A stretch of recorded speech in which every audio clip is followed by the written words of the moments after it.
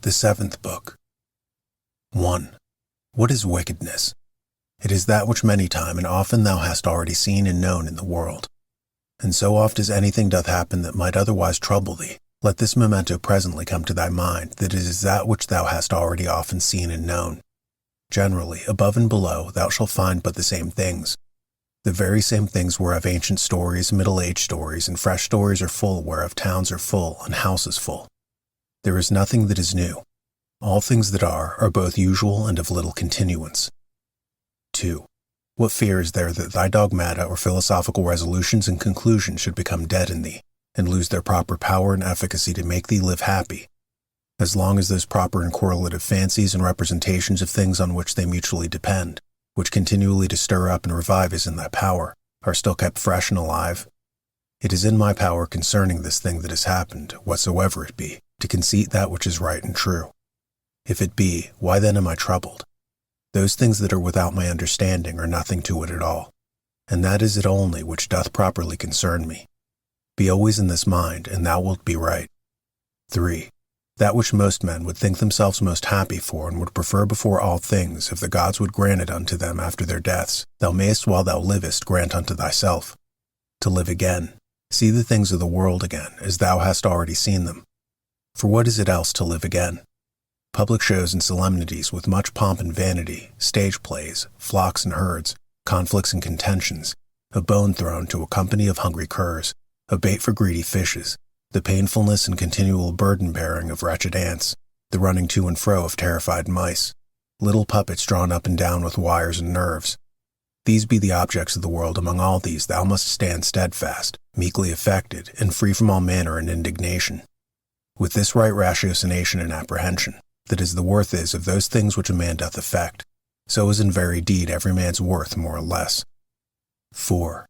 Word after word, every one by itself, must the things that are spoken of be conceived and understood, and so the things that are done, purpose after purpose, every one by itself likewise.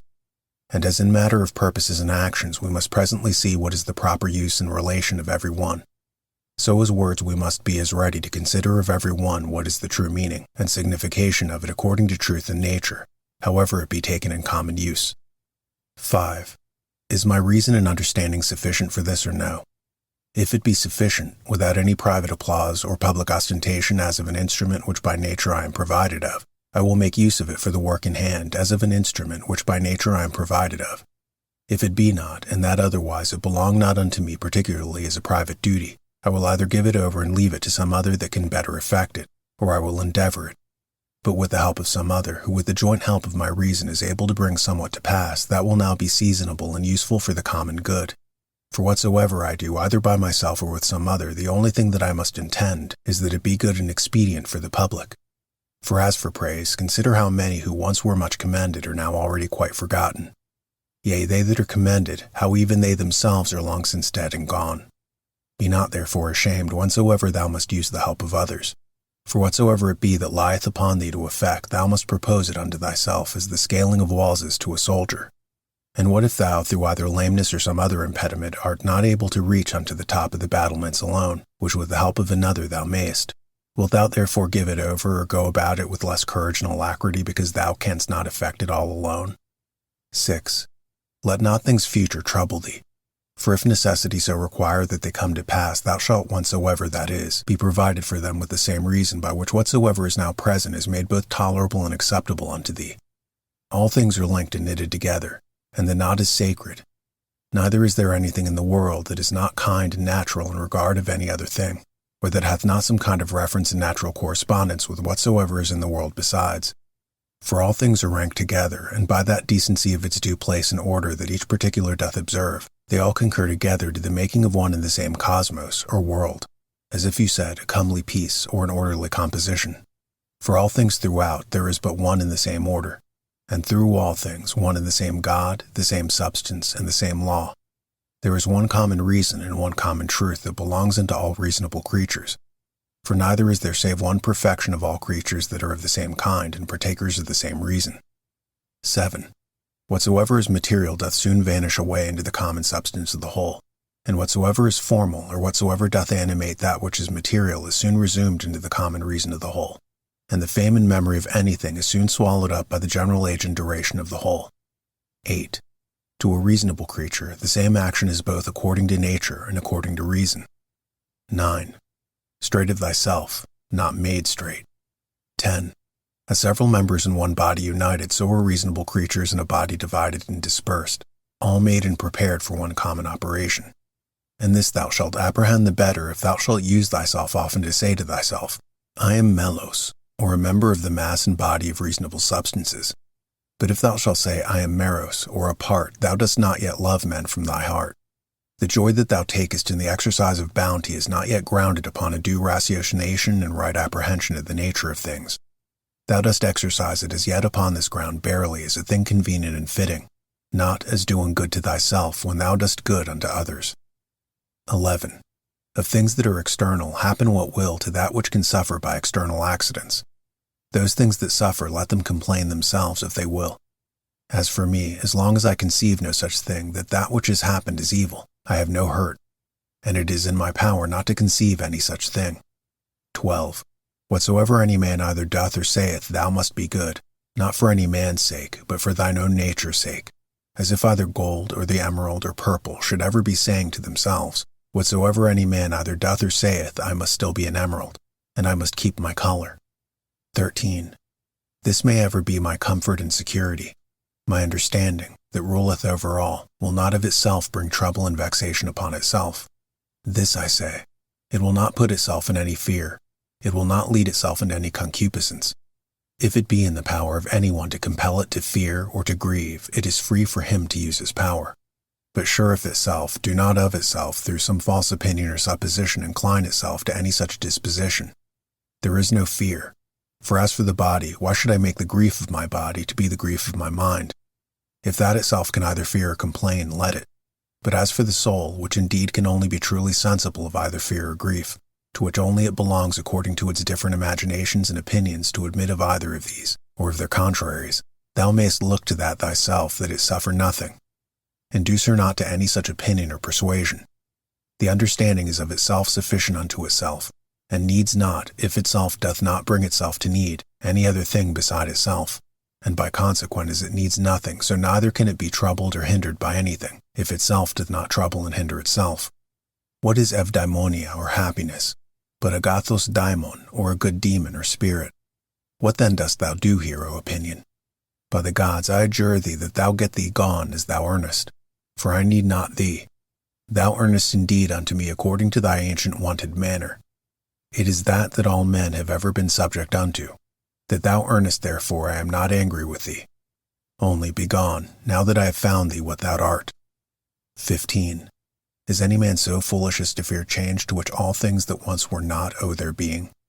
And what is it that is more pleasing and more familiar to the nature of the universe? How couldst thou thyself use thy ordinary hot baths should not the wood that heateth them first be changed? How couldst thou receive any nourishment from those things that thou hast eaten, if they should not be changed? Can anything else almost that is useful and profitable be brought to pass without change? How then dost not thou perceive that for thee also, by death to come to change is a thing of the very same nature, and is necessary for the nature of the universe? 16.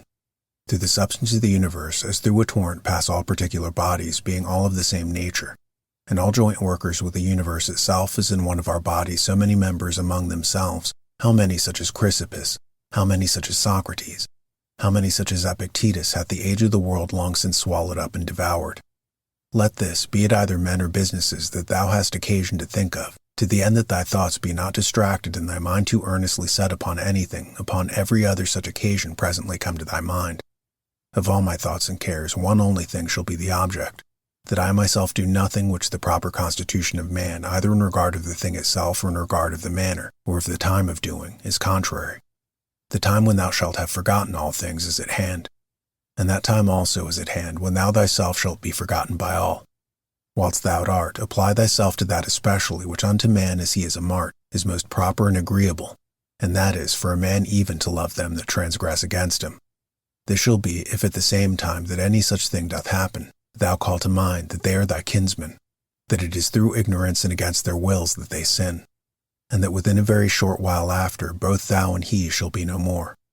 But above all things, that he hath not done thee any hurt, for that by him thy mind and understanding is not made worse or more vile than it was before. 17. The nature of the universe, of the common substance of all things as it were, of so much wax hath now perchance formed a horse, and then destroying that figure hath new tempered and fashioned the matter of it into the form and substance of a tree, then that again into the form and substance of a man, and then that again into some other.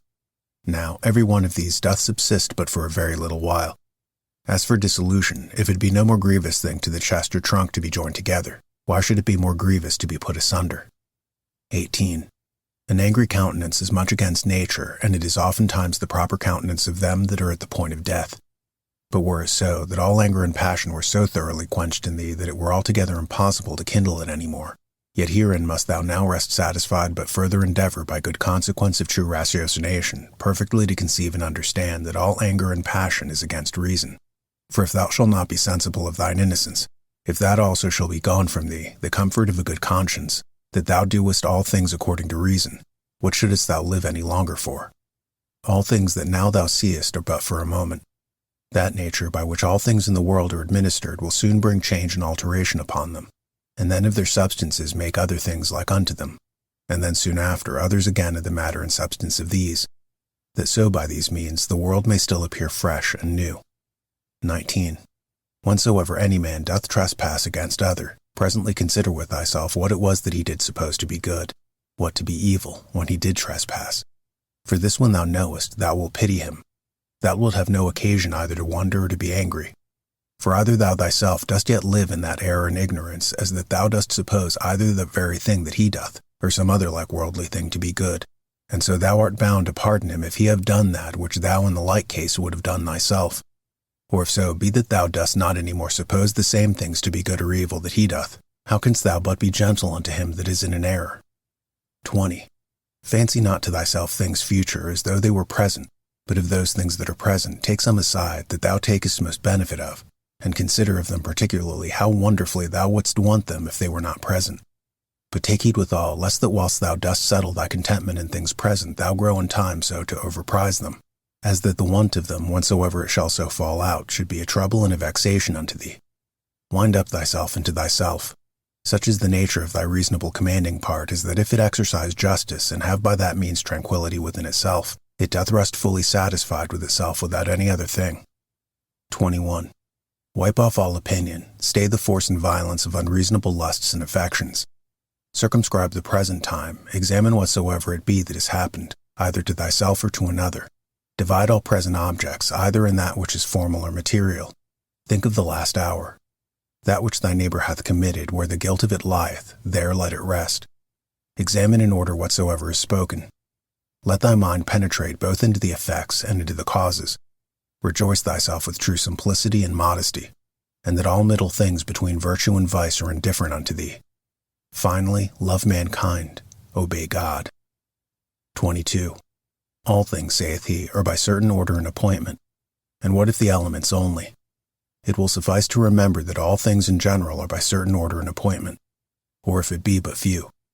And as concerning death, that either dispersion or the atoms or annihilation or extinction or translation will ensue. And as concerning pain, that that which is intolerable is soon ended by death, and that which holds long must needs be tolerable, and that the mind is in the meantime, which is all in all, may by way of interclusion or interception, by stopping all manner of commerce and sympathy with the body, still retain its own tranquillity. Thy understanding is not made worse by it. As for those parts that suffer, let them, if they can, declare their grief themselves. As for praise and commendation, view their mind and understanding, what estate they are in, what kind of things they fly, and what things they seek after. And that is in the seaside, whatsoever was before to be seen is by the continual succession of new heaps of sand cast up upon one another, soon hid and covered. So in this life, all former things by those which immediately succeed. 23. Out of Plato. He then whose mind is endowed with true magnanimity, who hath accustomed himself to the contemplation both of all times and of all things in general, can this mortal life, thinkest thou, seem any great matter unto him? It is not possible, answered he. Then neither will such a one account death a grievous thing? By no means. 24. Out of Antisthenes. It is a princely thing to do well and to be ill spoken of. It is a shameful thing that the face should be subject unto the mind to be put into what shape it will, and to be dressed by it as it will. and that the mind should not bestow so much care upon herself as to fashion herself, and to dress herself as best becometh her. 25. Out of several poets and comics, it will but little avail thee to turn thine anger and indignation upon the things themselves that have fallen across unto thee. For as for them, they are not sensible of it, etc. Thou shalt but make thyself a laughing-stock, both unto the gods and men, and so forth. Our life is reaped like a ripe ear of corn. One is yet standing, and another is down, and so forth. But if so be that I and my children be neglected by the gods, there is some reason even for that, etc. As long as right and equity is on my side, etc. Not to lament with them, not to tremble, etc. 26. Out of Plato. My answer full of justice and equity should be this: Thy speech is not right, O man. If thou supposest that he that is of any worth at all should apprehend either life or death as a matter of great hazard and danger, and should not make this rather his only care to examine his own actions, whether just or unjust, whether actions of a good or of a wicked man, etc. For thus in very truth stands the case, O ye men of Athens. What place or station soever a man either hath chosen to himself, judging it best for himself, or is by lawful authority put and settled in, therein do I think, all appearance of danger notwithstanding, that he should continue as one who feareth neither death nor anything else, so much as he feareth to commit anything that is vicious and shameful, etc. But, O noble sir, consider, I pray, whether true generosity and true happiness do not consist in somewhat else rather than in the preservation either of our or other men's lives. For it is not the part of a man that is man indeed to desire to live long or to make much of his life whilst he liveth, but rather that he as such will in these things wholly refer himself unto the gods, and believing that which every woman can tell him, that no man can escape death. The only thing that he takes thought and care for is this, that for what time he liveth he may live as well and as virtuously as he can possibly, etc. To look about and with the eyes to follow the course of the stars and planets as though thou wouldst run with them, and to mind perpetually the several changes of the elements one into another.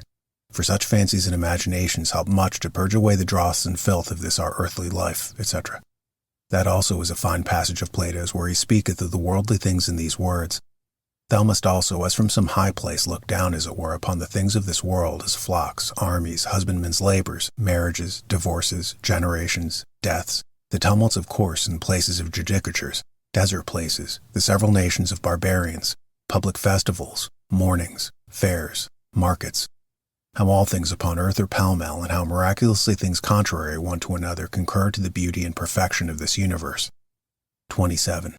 To look back upon things of former ages as upon the manifold changes and conversions of several monarchies and commonwealths.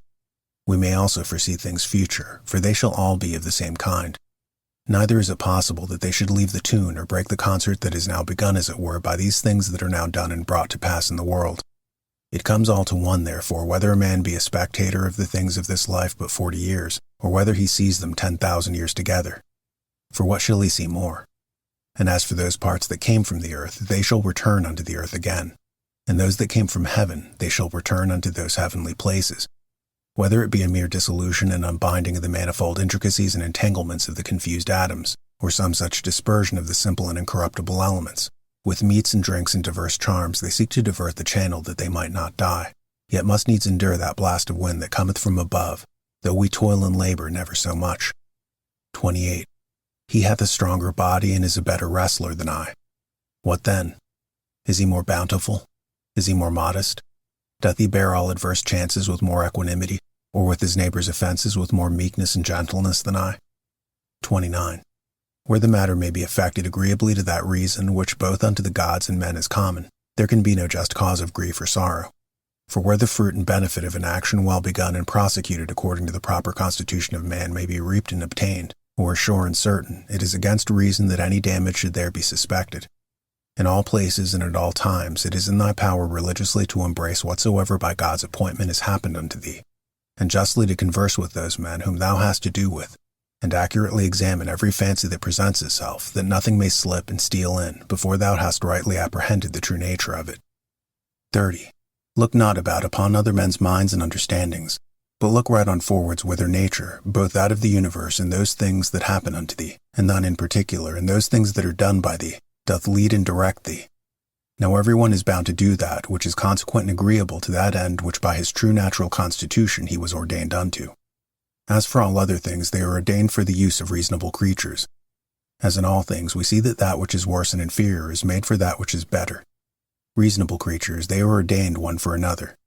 That, therefore, which is chief in every man's constitution is that he intend the common good.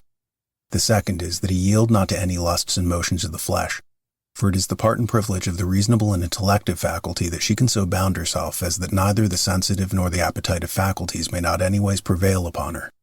For both these are brutish, and therefore over both she challengeth mastery, and cannot anyways endure if in her right temper to be subject unto either, and this indeed most justly, for by nature she was ordained to command all in the body.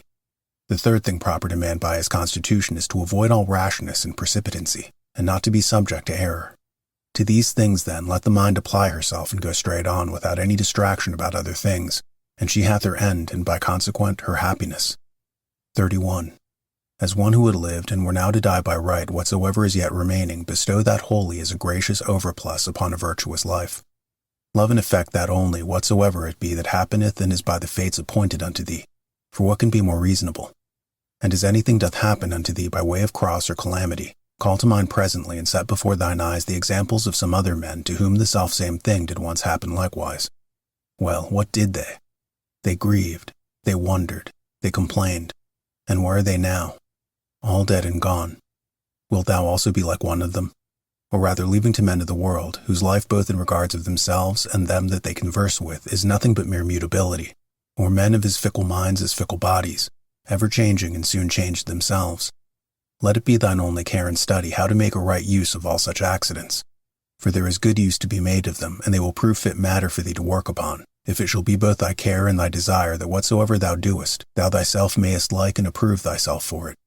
And both these see that thou remember well, according as diversity of the matter of the action that thou art about shall require. Look within. Within is the fountain of all good. Such a fountain where springing waters can never fail. So thou dig still deeper and deeper. 32. Thou must use thyself always to keep thy body fixed and steady, free from all loose fluctuant, either motion or posture. And as upon thy face and looks thy mind hath easily power over them to keep them to that which is grave and decent, so let it challenge the same power over the whole body also. But so observe all things in this kind, as that it be without any manner of affectation. 33. The art of true living in this world is more like a wrestler's than a dancer's practice.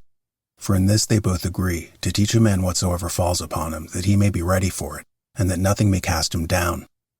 34.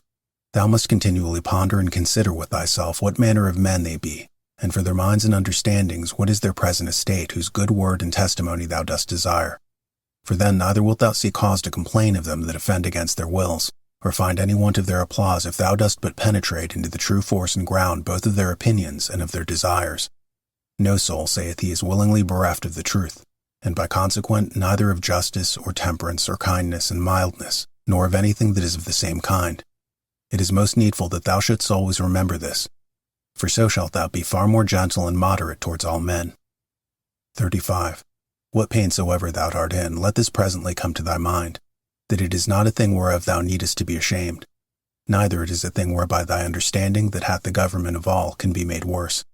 For neither in regard of the substance of it, nor in regard of the end of it, which is to intend the common good, can it alter and corrupt it. This also of Epicurus mayest thou in most pains find some help of, that it is neither intolerable nor eternal. So thou keep thyself to the true bonds and limits of reason, and give not way to opinion.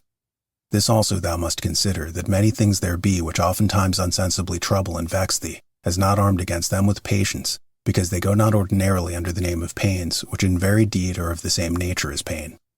As to slumber unquietly, to suffer heat, to want appetite. When therefore any of these things make thee discontented, check thyself with these words, Now hath pain given thee the foil, thy courage hath failed thee. 36.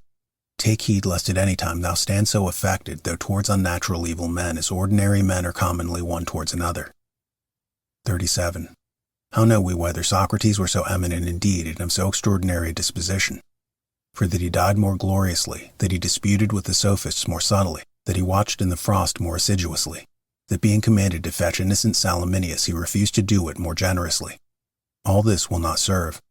Nor that he walked in the streets with much gravity and majesty as was objected unto him by his adversaries, which nevertheless a man may well doubt of whether it were so or no, or which above all the rest, if so be that it were true. a man would well consider of whether commendable or discommendable. The thing, therefore, that we must inquire into is this: what manner of soul Socrates had, whether his disposition was such as all that he stood upon and sought after in this world was barely this, that he might ever carry himself justly towards men and holily towards the gods, neither vexing himself to no purpose at the wickedness of others, nor yet ever condescending to any man's evil act or evil intentions through either fear or engagement of friendship. Whether of those things that happened unto him by God's appointment he neither did wonder at any when it did happen, or thought it intolerable in the trial of it. And lastly, whether he never did suffer his mind to sympathize with the senses and affections of the body. For we must not think that nature hath so mixed and tempered it with the body as that she hath not power to circumscribe herself, and by herself to intend her own ends and occasions. 38. For it is a thing very possible that a man should be a very divine man and yet be altogether unknown. This thou must ever be mindful of, as of this also, that a man's true happiness doth consist in very few things, and that although thou dost despair that thou shalt ever be a good either a logician or naturalist, yet thou art never the further off from it by being either liberal or modest or charitable or obedient unto God. 39. Free from all compulsion and all cheerfulness and alacrity thou mayest run out thy time, though men should exclaim against thee never so much, and the wild beasts should pull and sunder the poor members of thy pampered mass of flesh. For what of either of these or of the like cases should hinder the mind to retain her unrest and tranquillity, consisting both in the right judgment of those things that happen unto her, and in the ready use of all present matters and occasions, so that her judgment may say to that which is befallen her by way of cross, this thou art in very deed and according to thy true nature, notwithstanding that in the judgment of opinion thou dost appear otherwise, and her discretion to the present object. Thou art that which I sought for. For whatsoever it be that is now present shall ever be by me as a fit and seasonable object, both for my reasonable faculty and for my sociable or charitable inclination to work upon. And that which is principal in this matter is that it may be referred either unto the praise of God or to the praise of men. For either unto God or man whatsoever it is that doth happen in the world hath in the ordinary course of nature its proper reference. Neither is there anything that in regard of nature is either new or reluctant and intractable, but all things both usual and easy. 40. Then hath a man attained to the estate of perfection in his life and conversation when he so spends every day as if it were his last day, never hot and vehement in his affections, nor yet so cold and stupid as one that had no sense, and free from all manner of dissimulation. 41. Can the gods who are immortal for the continuance of so many ages bear without indignation with such and so many sinners as have ever been? Yea, not only so, but also take such care of them that they want nothing. And dost thou so grievously take on as one that could bear with them no longer, thou that art but for a moment of time? Yea, thou that art one of those sinners thyself? A very ridiculous thing it is that any man should dispense with vice and wickedness in himself which is in his power to restrain, and should go about to suppress it in others, which is altogether impossible. 42. What object soever our reasonable and sociable faculty doth meet with that affords nothing either of the satisfaction of reason, or for the practice of charity, she worthily doth think unworthy of herself. 43. When thou hast done well, and another is benefited by thy action, must thou like a fool look for a third thing besides, as that it may appear unto others also that thou hast done well, or that thou mayest in time receive one good turn for another? No man useth to be wary of that which is beneficial unto him. But every action according to nature is beneficial. Be not weary then of doing that which is beneficial unto thee, whilst it is so unto others. 44. The nature of the universe did once certainly before it was created whatsoever it hath done since deliberate and so resolve upon the creation of the world. Now since that time, whatsoever it is that is and happens in the world, is either but a consequent of that one and first deliberation, or if so be that this ruling rational part of the world takes any thought and care of things particular, they are surely his reasonable and principal creatures that are the proper object of his particular care and providence. This often thought upon will much conduce to thy tranquillity,